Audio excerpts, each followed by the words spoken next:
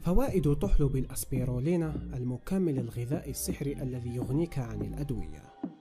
عشبة يمكنها علاج السكر وفقر الدم وخفض مستويات الكوليسترول الضار وكذلك الحماية من السرطان. بالتأكيد أن تسأل كيف يمكن لتحلب أو عشبة أن تعالج كل هذا بل وتغنيك عن أدوية عديدة وتغنيك عن زيارة الطبيب. هذا ما ستعرفه اليوم عن المكمل الغذائي من تحلب الأسبيرولينا السحري. أهلا بكم في قناة ثقف نفسك. لا تنسوا الاشتراك ليصلكم كل جديد. الأسبيرولينا هي أحد أنواع الطحالب التي تنمو في المحيطات والبحيرات المالحة، وتتميز بلونها الأخضر المائل للزرقاء. وتعد الأسبيرولينا من أكثر المكملات الغذائية شعبية في العالم. إن الأسبيرولينا مليئة بالعديد من العناصر الغذائية ومضادات الأكسدة المفيدة للجسم والمخ. فمن فوائد الأسبيرولينا التالي: أولاً، إنها مصدر غني بالعديد من العناصر الغذائية والفيتامينات والمعادن مثل البروتينات، فيتامين B1، فيتامين B2، فيتامين B3، النحاس، الحديد، كما تحتوي على كميات كبيرة من المغنيسيوم والبوتاسيوم والمغنيز. ثانياً، تحتوي الأسبيرولينا على مضادات أكسدة قوية.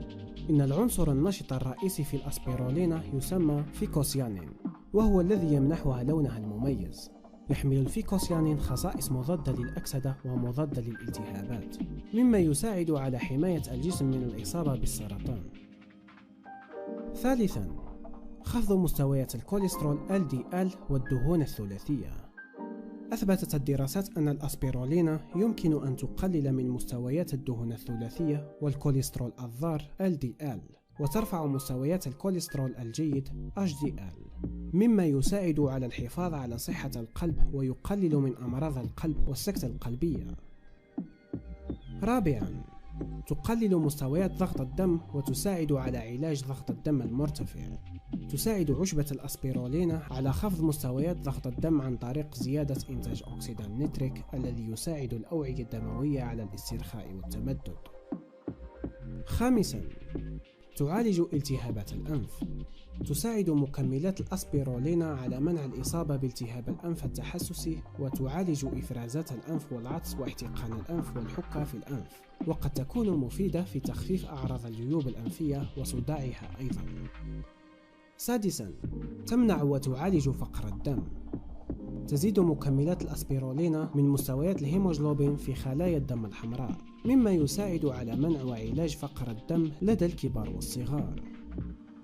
سابعاً، تحسن من قوة العضلات.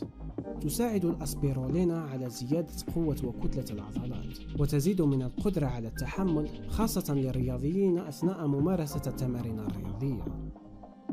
ثامناً، خفض مستويات السكر في الدم. إنها تخفض مستويات السكر في الدم لدى مرضى السكر من النوع الثاني. هذه الفوائد العديدة جعلت الأسبيرولينا المكمل الغذائي الأمثل هذه الأيام، ويتجه العديد من الأطباء لوصفه للمرضى وغير المرضى لأنه طبيعي وآمن وذات فوائد عديدة. لكن ما هي احتياطات تناول مكملات الأسبيرولينا؟ يجب على الأشخاص الذين يعانون من الحساسية تجاه المأكولات البحرية والأعشاب البحرية تجنب الأسبيرولينا. يمنع تناوله لمصابي اضطرابات المناعة الذاتية. إذا كنت مصاب بحصوات الكلى فلا يحبذ تناوله. في حالات الحمل والرضاعة الطبيعي لا يتم تناوله إلا بعد استشارة الطبيب. لا تنسى الاشتراك في قناة ثقف نفسك لكي يصلكم كل جديد.